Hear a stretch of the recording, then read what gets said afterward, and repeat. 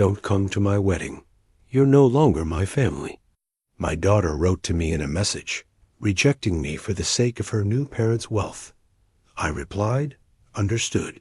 My heart was breaking from the betrayal, so I called one person. 24 hours.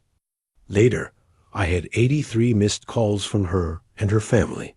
They were panicking, begging me to stop, but it was too late. Before we continue, please subscribe to the channel and let us know where you're listening in the comments. Dad, I need $35,000 for the wedding. Emily's voice cut through the evening silence before she'd even removed her designer coat. This is the most important day of my life. I looked up from my evening paper, reading glasses sliding down my nose.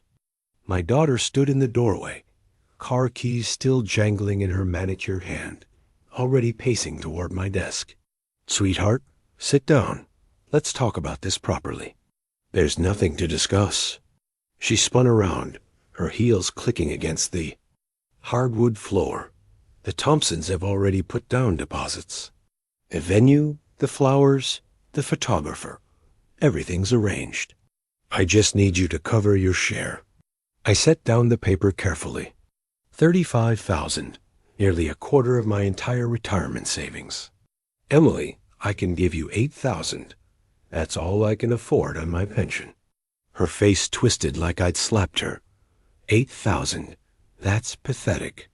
I walked to my desk, pulled out the bank statements from the bottom drawer. The numbers were clear, printed in stark black and white.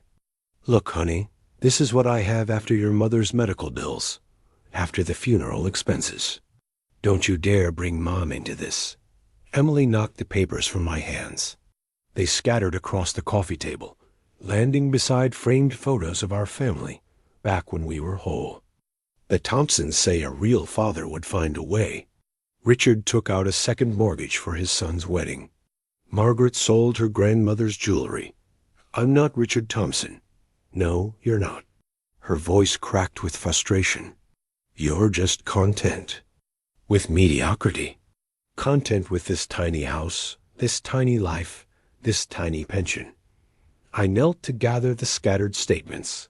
My wife's photo smiled up at me from the floor. The woman who taught Emily about kindness, about family loyalty. A woman who died believing our daughter would take care of me in my old age. The wedding dress alone costs more than you're offering, Emily continued, now standing over me.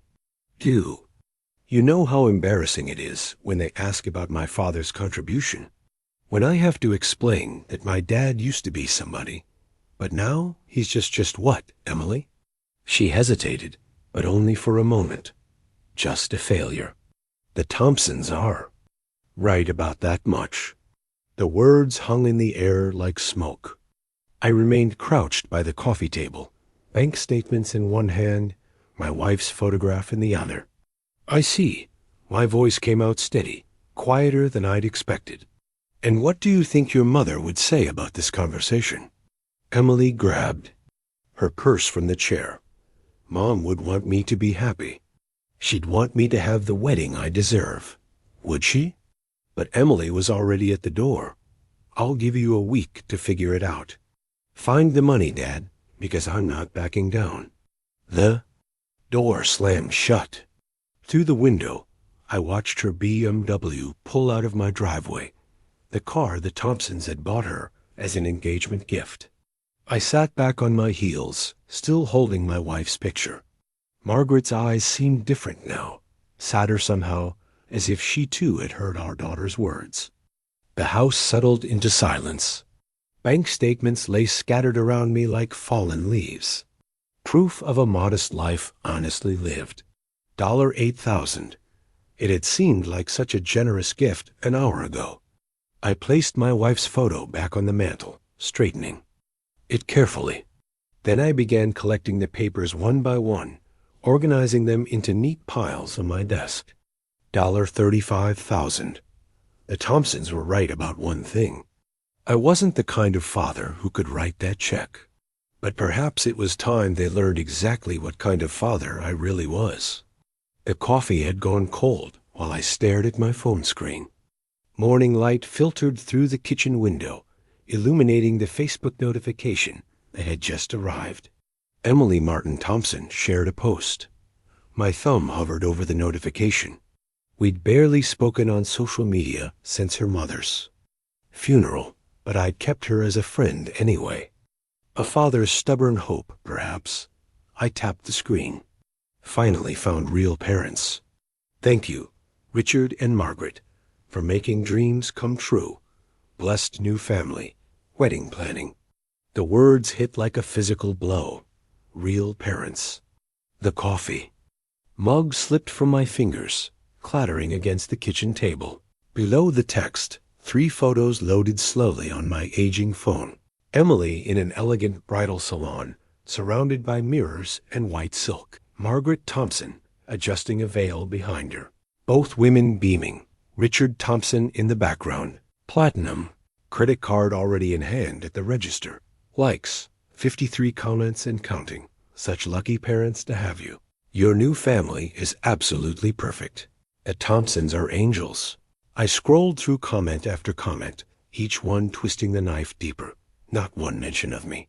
Not one acknowledgement that I'd raised this woman for 28 years, held her through nightmares, paid for her college, walked her through her mother's death. Real parents. Who was I then all those years? My hands trembled as I screenshot the post, then the photos, then the comment thread. Professional habit from my banking days. Document everything. I created a new folder on my laptop. Emily, evidence. The banker in me was already working, even as the father in me bled. The dress in the photos cost more than my monthly pension. The salon looked like something from a magazine, all crystal chandeliers and marble floors. Emily's smile was radiant. Her arms wrapped around Margaret like she'd never hugged me that way. But it was the third photo that broke me completely. The 3 of them together, Richard, Margaret, and Emily, posed like a perfect family portrait. Richard's hand on Emily's shoulder, protective and proud. Margaret holding Emily's hands, maternal and warm. Emily between them, looking genuinely happy in a way I hadn't seen since before her mother got sick. They looked complete without me. I refreshed the page. 67 comments now, the likes climbing steadily. My daughter's public declaration of abandonment, celebrated by hundreds of strangers who didn't know I existed. The house felt smaller suddenly, filled with photographs of a life Emily had apparently decided didn't matter.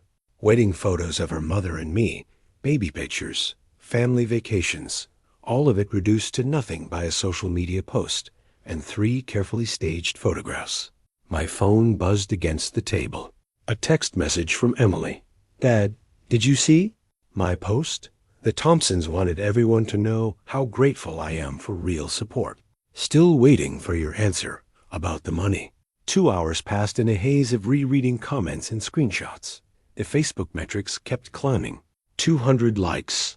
Now, nearly 100 comments, celebrating my daughter's new family. Each notification felt like another small cut. My phone buzzed again. Emily. I stared at the screen for a moment before opening the message. After everything this morning had already brought, I wasn't sure I could handle more. Don't come to my wedding. You're not my family anymore. They. Words hit differently than the Facebook post. Public humiliation was one thing. This was personal execution. Final absolute. I read the message 3 times, each pass making it more real. 28 years of fatherhood dismissed in a single text.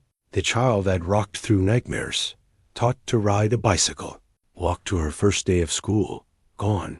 My hands trembled as I typed responses, deleted them, typed again. Emily, please, we can work this out. Delete. How can you say that to your own father? Delete. After everything I've done for you. Delete. Finally, I typed 2 words. I understand. Sent. The message showed as delivered, then read. No response came. Emily had moved on, probably back to her wedding planning with her new parents. I walked to the living room, legs unsteady. The photo albums sat on the bottom shelf where they'd been. Since Margaret's funeral, I pulled out the oldest one, leather-bound and worn at the edges. Our wedding day, Margaret in white lace, me in a rented tuxedo that was slightly too large. We looked impossibly young, impossibly happy. She'd made me promise that day to always protect our future children, to be the kind of father who never let them down. I turned the page. Emily as a newborn, tiny fists pressed against her face. Me holding her in the hospital chair, looking terrified and amazed. Margaret used to joke that I'd counted Emily's fingers and toes 50 times that first day. More pages. Emily's first steps tottering between Margaret and me in our old apartment. Her first day of kindergarten. Pigtails and a backpack bigger than she was. Earth Day parties where I'd spent weeks building elaborate decorations. Christmas mornings where Emily would drag us from bed at dawn. School plays where she'd find my face in the audience and wave. High school graduation where she'd hugged me so tight I could barely breathe. College move-on day when she'd cried and made me promise to call every week. When had it changed? When had I become disposable? I closed the album and set it aside. Through the window, neighbors were living their ordinary Saturday mornings. Walking dogs, checking mail, washing cars, normal families doing normal things. My phone remained silent. Emily wasn't coming back from this decision.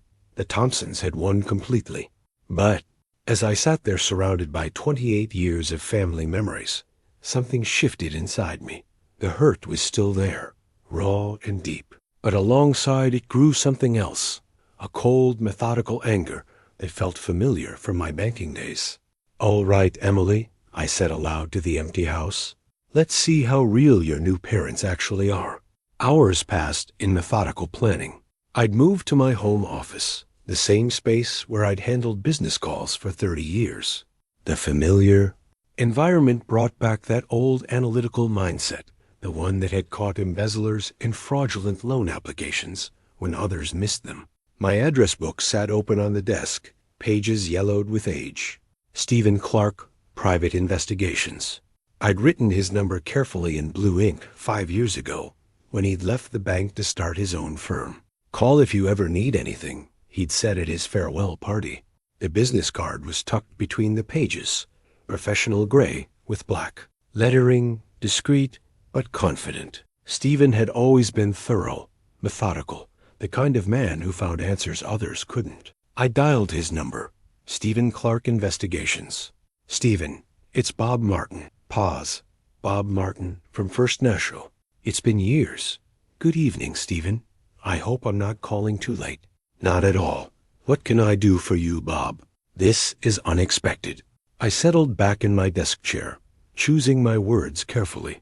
"I need some information about Richard and Margaret Thompson here in Spokane. Complete background check." Another pause. Longer this time. "What's going on, Bob? This isn't like you. Let's just say I want to make sure I can trust some new relatives." "Ah." Stephen's tone shifted to business mode. "I see. What kind of scope are we talking about?" "Everything. Financial background, business practices, property holdings, legal issues. They own Thompson's fine dining downtown. I want to know exactly who these people are." "That's comprehensive work, Bob. I'll need about a week for thorough results. My rate for full background investigations is $3,000, but for an old colleague..." He paused, thinking, $2,000 advance, the rest on completion. $2,000, a quarter of what Emily had demanded for her wedding. It felt appropriate. Somehow that works. "What do you need from me?" "Full names, addresses if you have them, business names." "I'll start with public records, corporate filings, tax, liens, anything that shows up in the system."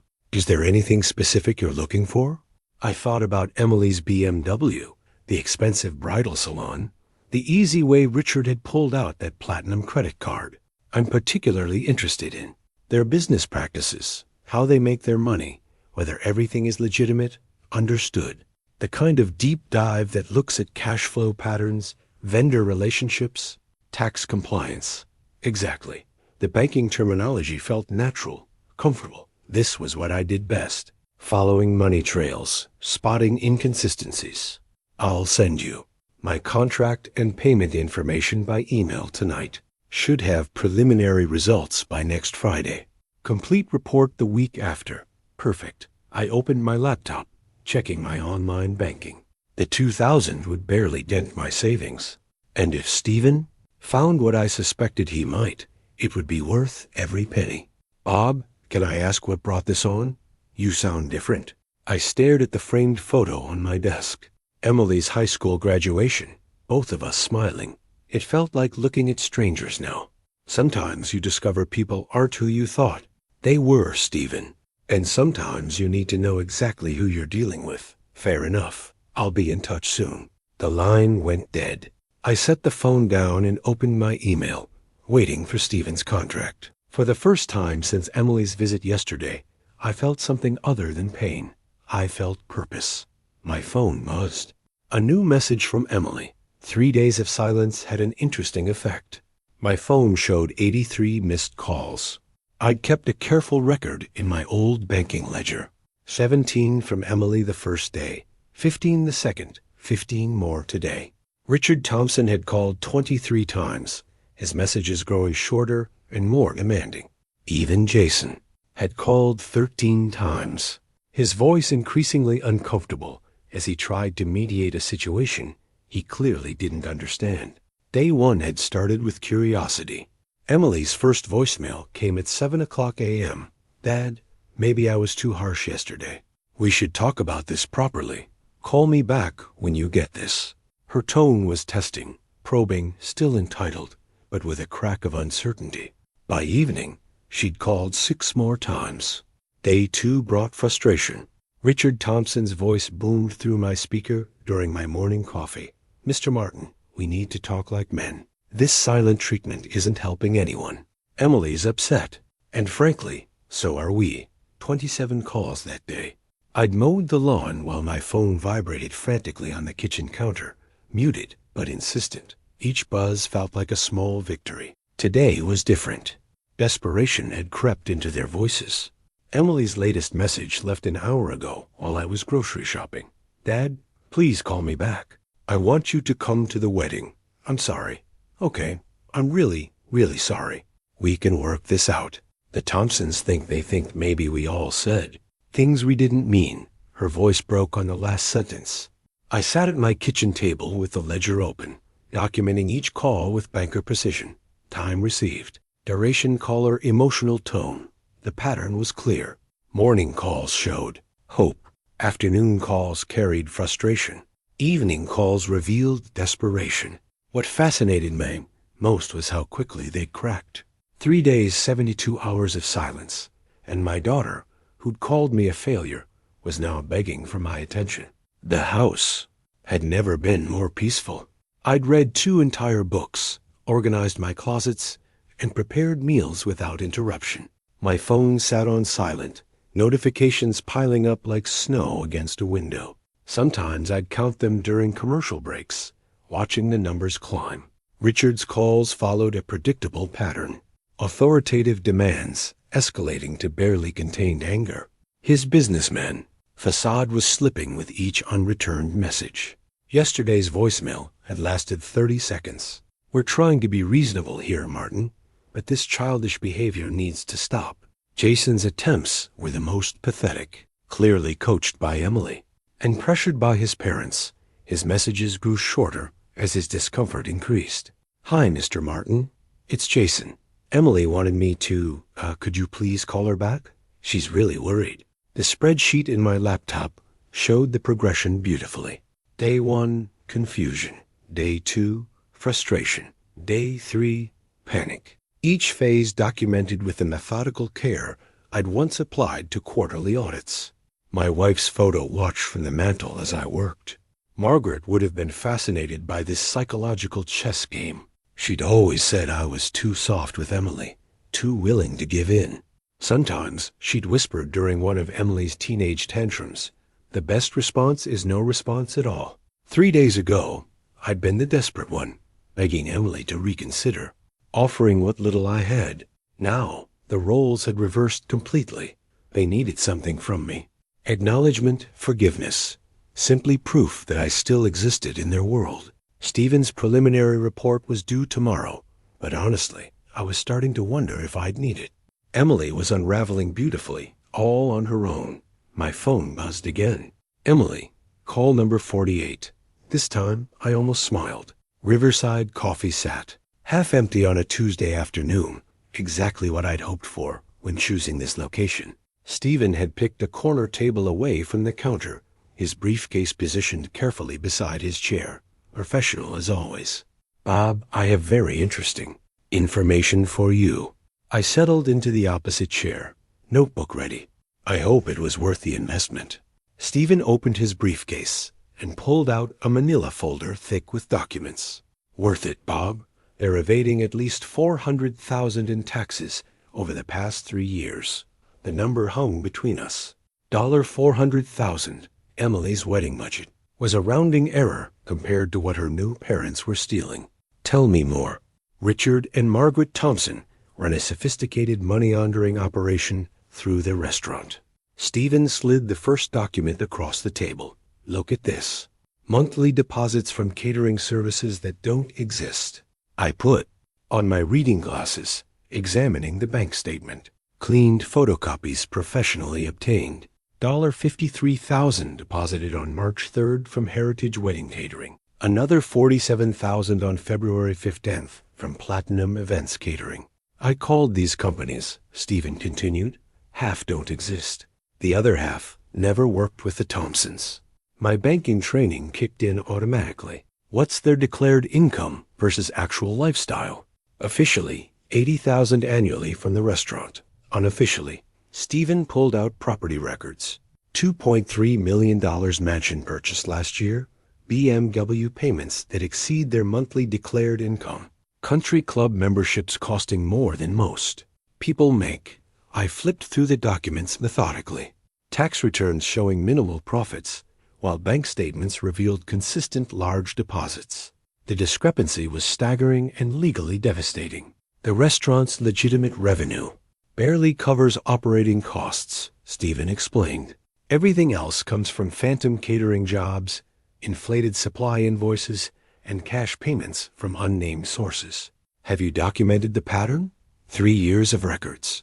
Watch this progression. Stephen laid out bank statements chronologically, starting small. $5,000 here, $8,000 there. By last year, they're processing $60,000 monthly in fake invoicing. Each page told a story my trained eye could read perfectly. Structured deposits designed to avoid reporting requirements. Invoice dates that didn't correspond to actual events. Client names that led to disconnected phone numbers. They're not just stealing from the government, I said, connecting the dots. This level of sophistication suggests they're cleaning money for other people too. Exactly what I thought. Former banker's instincts, right? Stephen grinned. That's why they can afford Emily's wedding demands so easily. It's not their money they're spending. I set down the documents and leaned back. Emily had chosen criminals over her own father, people whose generosity came from theft and fraud. The irony was almost perfect. How solid is this evidence? Solid enough for the IRS, the State Revenue Department, and probably federal investigators. I've documented everything through legal channels, public records, legitimate business inquiries, nothing that can't be used in court. Stephen pulled out a final folder. There's more if you want it. Personal banking records will take another week, but I can trace exactly how they're moving money between accounts. Do it. I didn't hesitate. The additional cost was irrelevant now. As Stephen packed the documents, I made careful notes in my own ledger. Account numbers, dates, amounts. The same methodical record-keeping that had built my banking career would now destroy Emily's new family. Bob, can I ask what you're planning to do with this information? I closed my notebook and looked across the CAF. Normal people living normal. Lives, paying their taxes, following the law. Unlike the Thompsons who'd bought my daughter's loyalty with stolen money. I'm going to make sure the right people see these documents. Stephen, and your family situation. Let's just say some relationships need to be examined very carefully. Stephen nodded, understanding the boundaries. He'd given me exactly what I needed. Proof that Emily's real parents were criminals. My phone buzzed. Emily again. Call number 49. This time I answered. 3 days after my meeting with Stephen, the doorbell rang. I looked through the peephole. Emily stood on my front steps, clutching a bouquet of white roses, my late wife's favorite. Her eyes were red-rimmed, her usual perfect makeup smudged. She looked exactly like someone who'd spent days calling a phone that never answered. I opened the door, Dad. I know I hurt you, but you understand, weddings are stressful. Of course, sweetheart. I understand. She blinked, clearly expecting more resistance. The flowers trembled slightly in her hands. May I come in? I stepped aside, gesturing toward the living room. Let me put those in water for you. As I arranged the roses in Margaret's crystal vase, Emily perched on the edge of the sofa like a nervous bird. Her eyes darted around the familiar room, taking in the family photos that contradicted her Facebook declaration about real parents. I'll make us some tea, I said, moving toward the kitchen. Dad, wait. Her voice cracked slightly. About what I posted on Facebook, people misunderstood. When I said real parents, I didn't mean. I meant supportive. You know, people who could help with the wedding. I filled the kettle methodically. Of course. The message I sent was harsh, too. I was angry. And the Thompsons were. They were so disappointed that we were fighting. They said family should stick together. Wise advice. Emily followed me into the kitchen, hovering while I selected cups and tea bags. Earl Grey for both of us. Another small reminder of our shared history. So, you'll come to the wedding. The Thompsons really want to get to know you better. Richard says he'd like to have a proper conversation. Manto Man? I'm sure he would. We'll see. Dad, I know 35,000 was a lot to ask, but you have to understand. This is my dream wedding. The Thompsons have been so generous, and they wanted me to have everything perfect. She paused, watching me pour the hot water. They're not trying to replace you. They're able to do things you can't. Like, what exactly? Well, they understand the restaurant business. They know important people. They can open doors for Jason and me. That she trailed off, realizing how that sounded. That I can't. That's not what I meant. But we both knew it was. I carried the tea tray to the living room, letting her follow. She sat across from me, cradling her cup like a prayer offering. The wedding's in 6 weeks, she said quietly. April 8th. The venue is gorgeous. Thompson's Fine Dining's private event space. Richard's closing the whole restaurant for us. How generous of him. Dad, please don't be like this. I'm trying to apologize. I'm trying to make things right. I sipped my tea, studying my daughter's face. She looked genuinely distressed, genuinely sorry. But underneath the apology was still that familiar entitlement, that assumption that her needs should come first. You called me 49 times, I said finally. She flushed. I was worried. You never ignore my calls. Maybe I should have ignored them more often. What's that supposed to mean? Nothing, sweetheart. Tell me more about the wedding plans. Emily brightened, apparently taking this as encouragement. The ceremony's at 4 o'clock. Reception immediately after. We're expecting about 200 guests. The Thompsons know so many people, business associates, country club friends. It's going to be beautiful. I nodded, making appropriate sounds while she described flowers and music and menu choices that cost more than most people's monthly salaries, all funded by tax evasion and money laundering, though she had no idea. So, you'll walk me down the aisle? She asked finally, her voice small and hopeful. I set down my teacup and looked at her directly. Emily, do you remember what your mother used to say about family? She said a lot of things. She said, family isn't about who can give you the most expensive things. It's about who shows up when things get difficult. Emily's face tightened. The Thompsons have shown up for me. Have they? Yes. They've given me everything you couldn't. They've treated me like their own daughter. Is that what you want? To be their daughter instead of mine?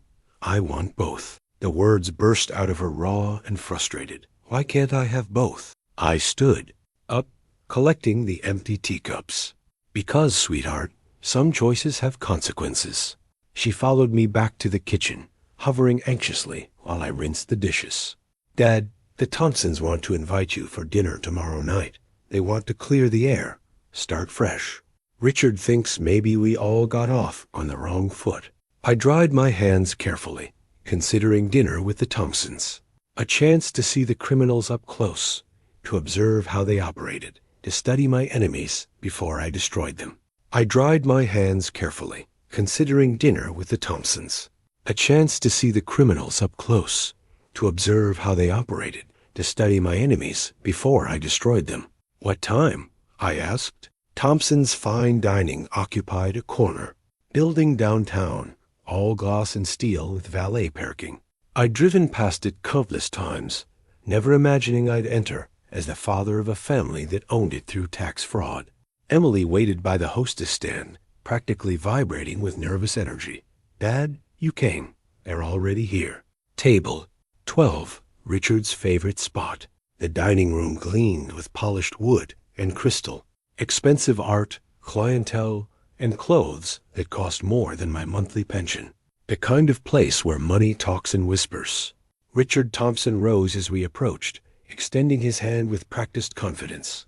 Robert, welcome to our little place. Little place? The restaurant probably costs more than my house. Margaret remained seated, offering her hand like royalty. We're so glad you could join us. Emily's been worried sick about this family situation. I took the offered chair, noting the prime location with clear views of the entire restaurant. Perfect for observing operations. Well, we can't have Emily worried. This is her special time. Exactly. Richard signaled the waiter. Nothing but the best for our girl. Wine? I've got a 2018 Bordeaux that'll change your life. $200 wine?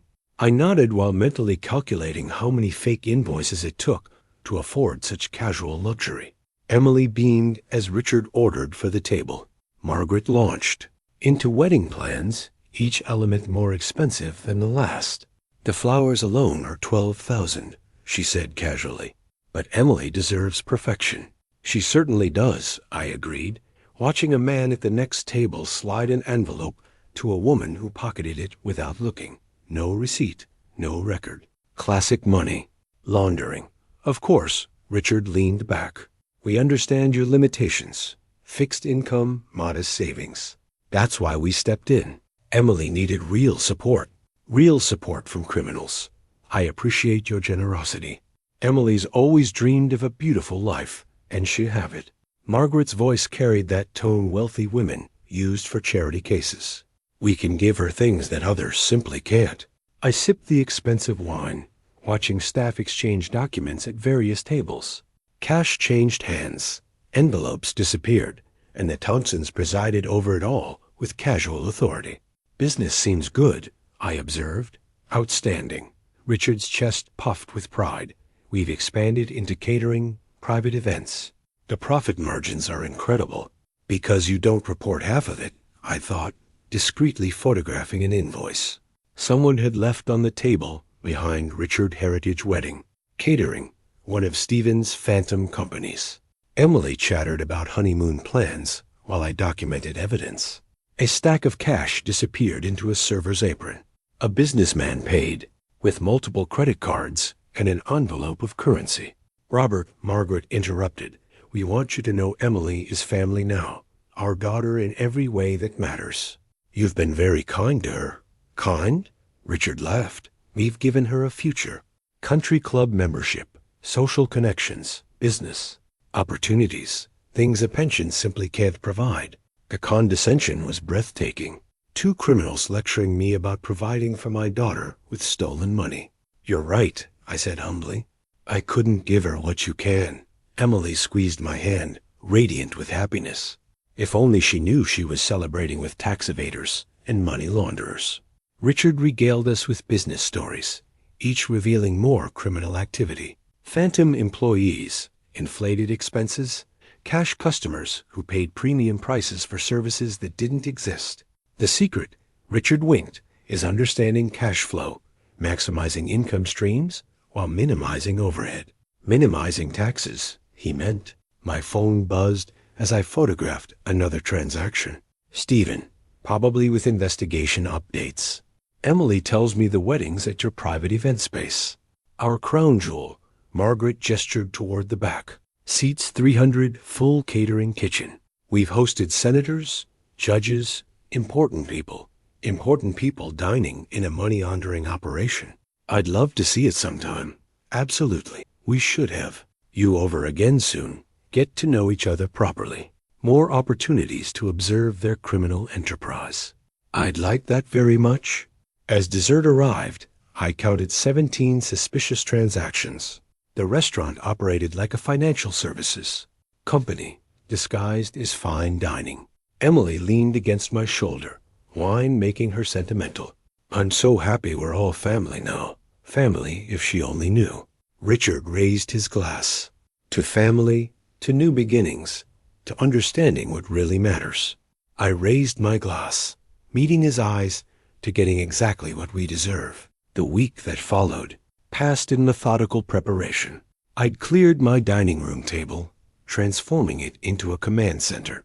Stephen's investigation files sat in neat stacks beside my own photographs from the restaurant, everything organized with the same precision.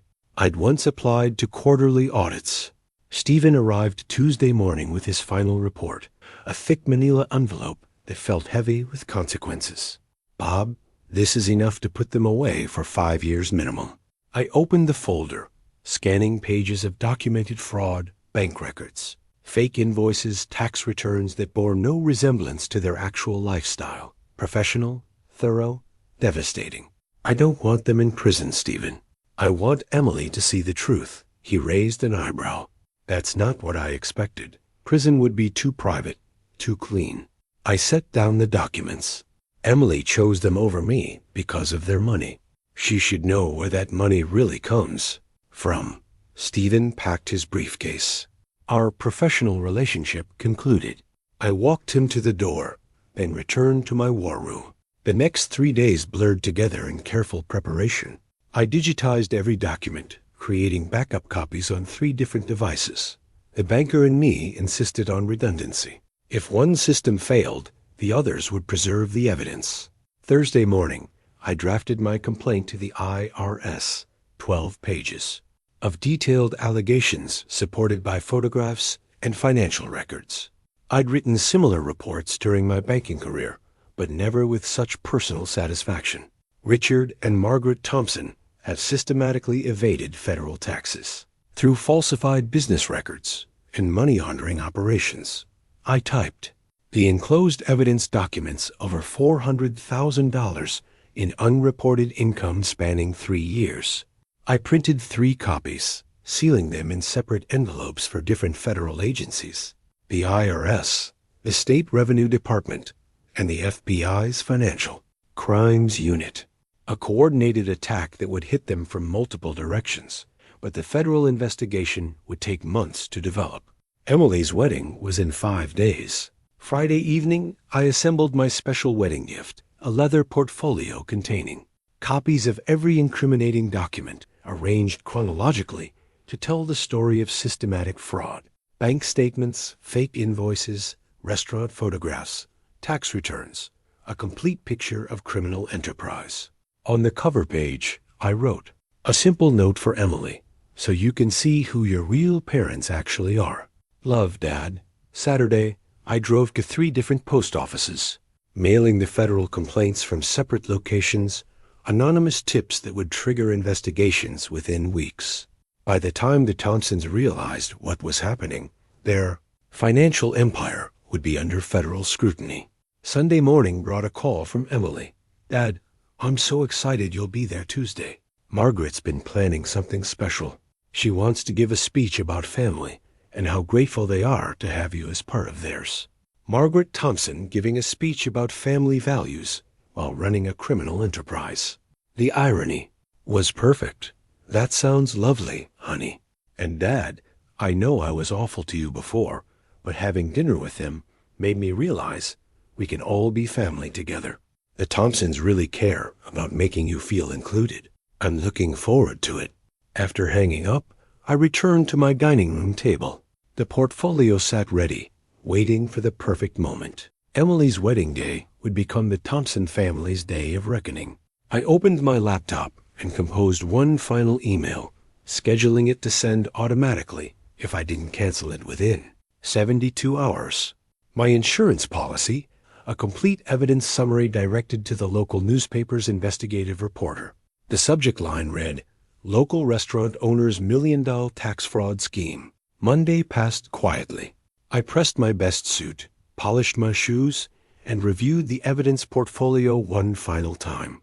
Everything was perfect, chronological, comprehensive, undeniable. That evening, as I prepared for bed, my phone buzzed with a text from Emily. "See you tomorrow, Dad. Can't wait for you to be part of our family celebration." I set the phone aside and looked at the portfolio on my dresser. Tomorrow, Emily would discover what kind of family she'd really chosen. Tomorrow, the Thompsons would get exactly what they deserved. The ceremony hall gleamed with white roses and crystal chandeliers. $12,000 worth of arrangements, more than I'd offered Emily for her entire wedding. The venue was perfect, elegant, expensive, everything the Thompsons wanted their money to buy. Emily appeared in the doorway, radiant in silk and lace. Her face lit up when she saw me. "Dad, you're here." She rushed over, her dress rustling like expensive paper. Behind her, Margaret Thompson supervised photographers with the authority of someone who'd paid for everything. "I have something for you," I said, reaching into my jacket. The sealed envelope felt warm against my fingers. "A special wedding gift. Make sure you open it tonight when you have time to read it properly." Emily took the envelope, eyes bright with curiosity. "What is it?" "Something important. Something that will help you understand your new family better." She hugged me, still clutching the envelope. "Thank you for being here, Dad. Having you accept the Thompsons means everything to me." I watched her tuck the envelope into her bridal bag next to her lipstick and tissues. Such a small package to contain such explosive information. Guests began filing in. 200 people in their finest clothes, all here to witness Thompson generosity. I recognized faces from the restaurant. Business associates who'd probably participated in money laundering without knowing it. Richard Thompson appeared beside me in his designer tuxedo. "Robert, Emily looks beautiful, doesn't she?" "She does indeed. We spared no expense today, only the best for our girl." He gestured toward the elaborate arrangements. "Costs more than most. People make in a year, but Emily deserves perfection. Perfection bought with stolen money." Margaret joined us, jewelry sparkling. "Robert, we've seated you in the third row family section, but we wanted everyone to see Emily clearly." Third row, behind Thompson relatives and business partners. My role as father reduced to honored guest status. The musicians began playing. I found my assigned spot, noting how the Thompsons had arranged everything to showcase their importance. They sat in the front row like royalty, accepting congratulations from guests who praised their generosity. "Such a beautiful wedding," the woman beside me whispered. "The Thompsons have been so good to that girl." Emily appeared at the back of the hall, glowing with happiness. No traditional father-daughter walk.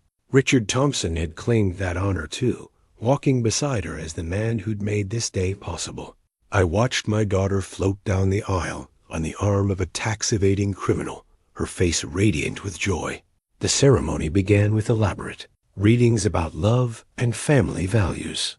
Margaret dabbed her eyes with a silk handkerchief, playing devoted mother figure. Richard beamed with patriarchal pride, accepting whispered thanks from guests. "They've been like parents to her." Someone behind me murmured, "So generous." I smiled and nodded, playing my part perfectly. The humble father, grateful for Thompson kindness. Jason recited his vows with nervous sincerity.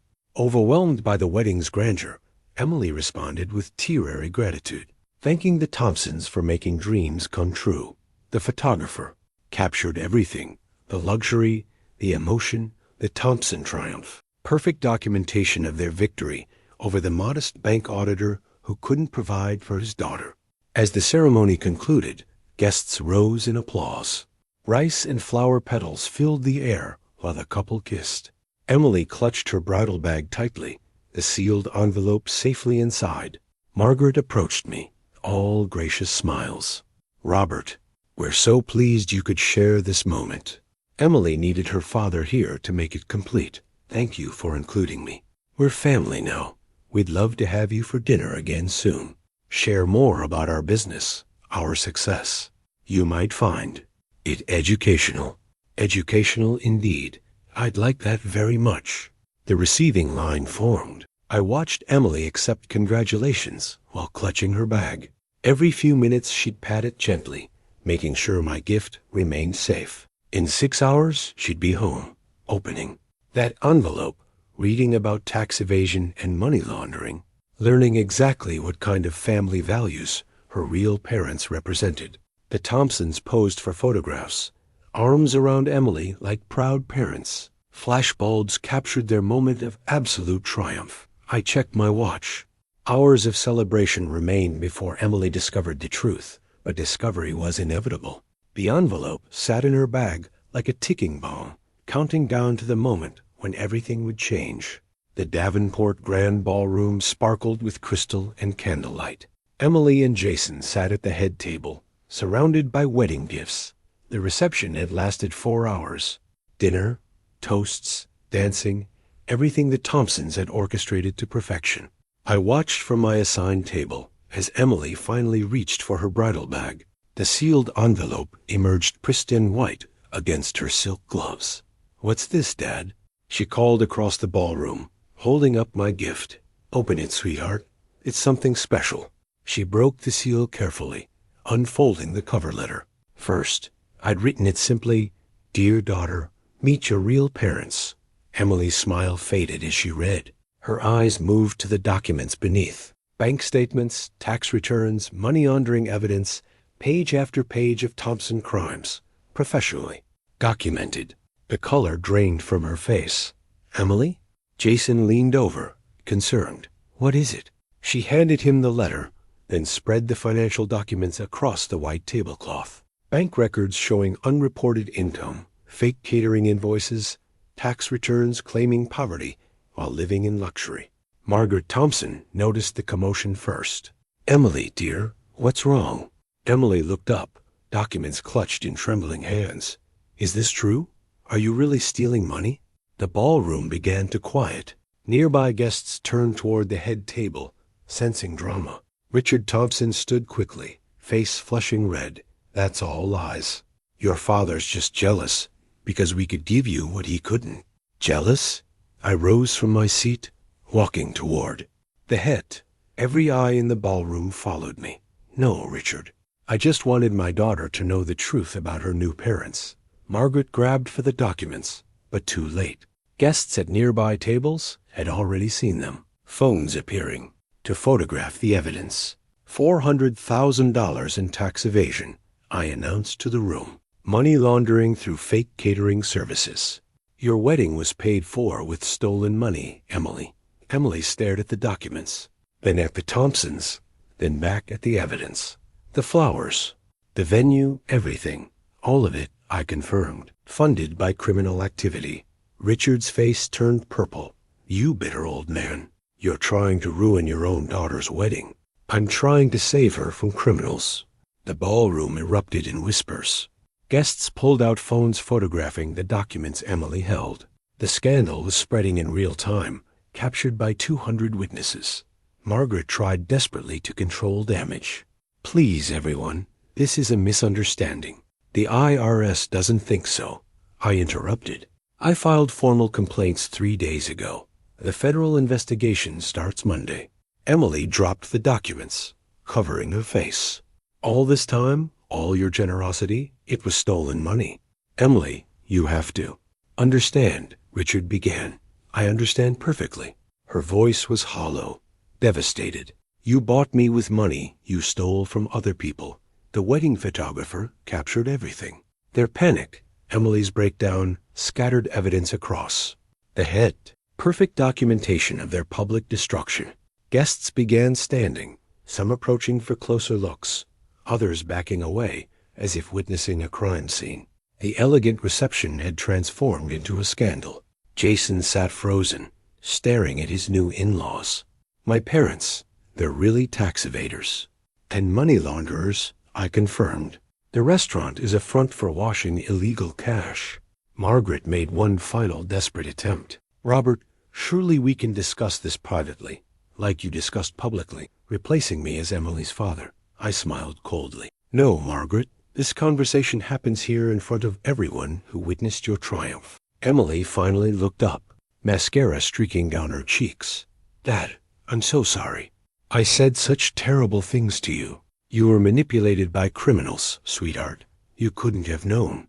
Richard Thompson, who'd walked my daughter down the aisle, stood exposed as a common thief.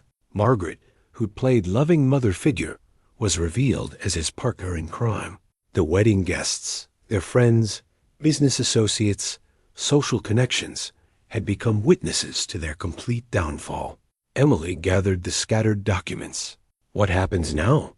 Now, I said, watching the Thompsons' faces crumble. Justice happens.